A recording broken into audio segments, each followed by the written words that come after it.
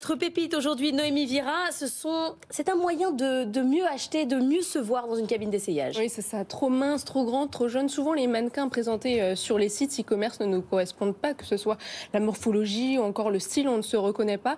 Ici, on pouvait choisir un mannequin qui nous ressemble, justement, pour se projeter dans nos vêtements qu'on achète en ligne. C'est votre pari. Maxime Pat, bonjour. Bonjour. Vous avez commencé votre carrière au sein de Carrefour, au Brésil, en France. Vous avez ensuite monté une start-up dans la food tech. Aujourd'hui, vous êtes cofondateur de Visual. Expliquez-nous comment vous intégrez cette solution sur les sites e-commerce. Alors pour l'intégration, c'est très simple. Les marques en fait vont nous ouvrir une page dédiée sur leur site. Elles vont mettre ensuite des bannières sur leur page catégorie et leur page produit. Et les consommateurs du coup vont être amenés, quand ils arrivent sur l'expérience, à choisir un mannequin auquel ils s'identifient. Et ils pourront naviguer à travers la collection des marques, tout simplement en swipant le vêtement de leur choix sur le mannequin qu'ils ont choisi. Donc c'est une sorte de marque blanche que vous offrez au site de e-commerce qui veulent utiliser votre technologie. Complètement. Est-ce que c'est vous qui fournissez les mannequins et est-ce que chaque mannequin, parce que c'est des vrais mannequins, on a regardé, doivent porter tous les vêtements pour qu'effectivement l'acheteur voit un peu à quoi ça ressemble? Alors du coup non et non. Okay. Ce ne sont pas nos mannequins, ce sont les mannequins de chaque marque. D'accord. Parce que chaque marque a un positionnement différent, chaque marque a une audience aussi différente. Les mannequins de La Redoute par exemple avec qui on a lancé vont être différents des mannequins des autres marques. Et ensuite toute l'intérêt de notre technologie, c'est que la marque va aller shooter en studio une fois le mannequin en sous-vêtements et une fois chaque vêtement. Et ensuite, notre technologie pourra adapter le vêtement sur le mannequin de manière automatisée et surtout en respectant les proportions et la taille. Mais le mannequin c'est bien, mais Anthony, l'avatar c'est quand même mieux. Mais oui, non, moi je pensais, c'est ça, je me disais en fait, est-ce que l'étape d'après, c'est pas finalement d'avoir ses propres mensurations, c'est-à-dire de faire une petite photo de soi, soit de prendre ses mensurations, ou soit carrément un scan de sa personne avec le smartphone, et puis ensuite d'avoir une intégration directe. Ça, j'imagine que vous réfléchissez à ce genre de solution aussi. Anthony, vous l'avez très bien dit, c'est l'étape d'après. Nous, on commence avec l'expérience où elle est aujourd'hui. Aujourd'hui, en tant que consommateur, on a l'habitude d'interagir avec des mannequins et des photos de vêtements. Ce contenu-là, on va le rendre dynamique, donner la main au consommateur et demain, on va l'enrichir en pouvant rentrer ses mensurations, avoir un avatar personnalisé. En envoyant sa propre photo, on pourra faire des sièges virtuels sur soi directement et demain, ce sera des avatars en 3D, mais ça va prendre un petit peu de temps à arriver quand même. Évidemment, on y réfléchit. Noémie.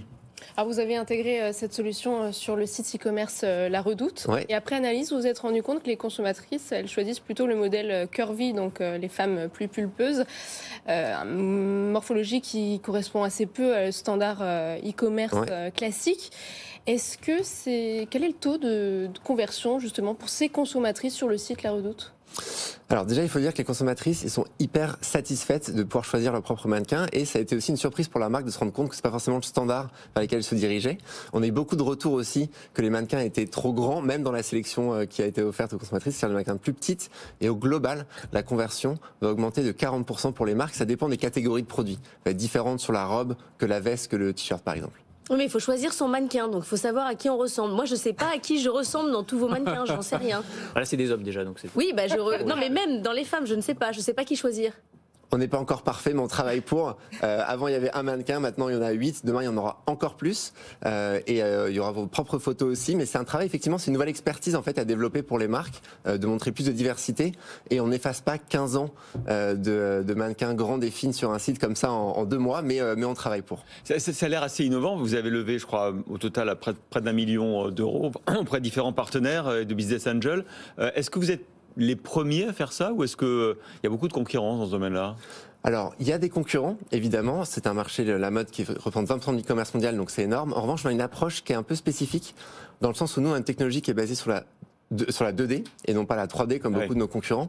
Et on va faire de l'essayage virtuel sur la photo des mannequins et non pas des consommateurs. Et ça, c'est aussi un axe différenciant pour nous. C'est quoi le taux de conversion ? Et j'imagine qu'il y a un effet aussi sur le taux de retour. Ouais, alors taux de conversion dans la mode en moyenne c'est entre 1,5 et 2%, et nous on va aller l'améliorer, enfin du coup l'augmenter de 40-50%.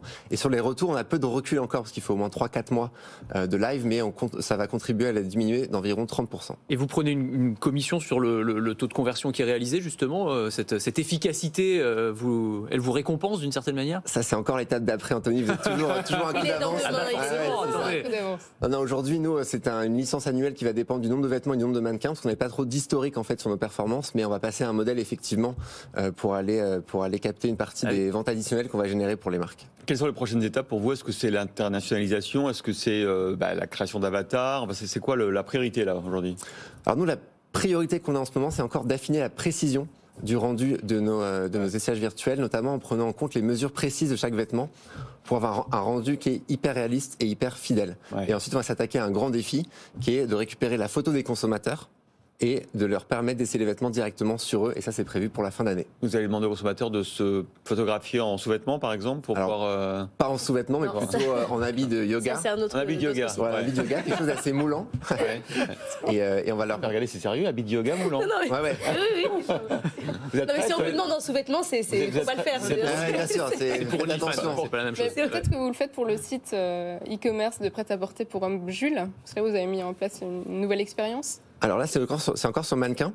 Et en fait, sur la photo des consommateurs, il y a beaucoup de sujets RGPD, gestion des données personnelles. Et donc, on est en train justement de parler avec la CLIN pour s'assurer d'être clean du coup sur le sujet. Et on va y aller vraiment étape par étape sans se précipiter. Mais c'est effectivement une expérience qu'on a envie d'offrir et que les consommateurs et les marques attendent. Merci Maxime Pat, cofondateur et CEO de Visual, d'avoir été la pépite de Noémie Vira.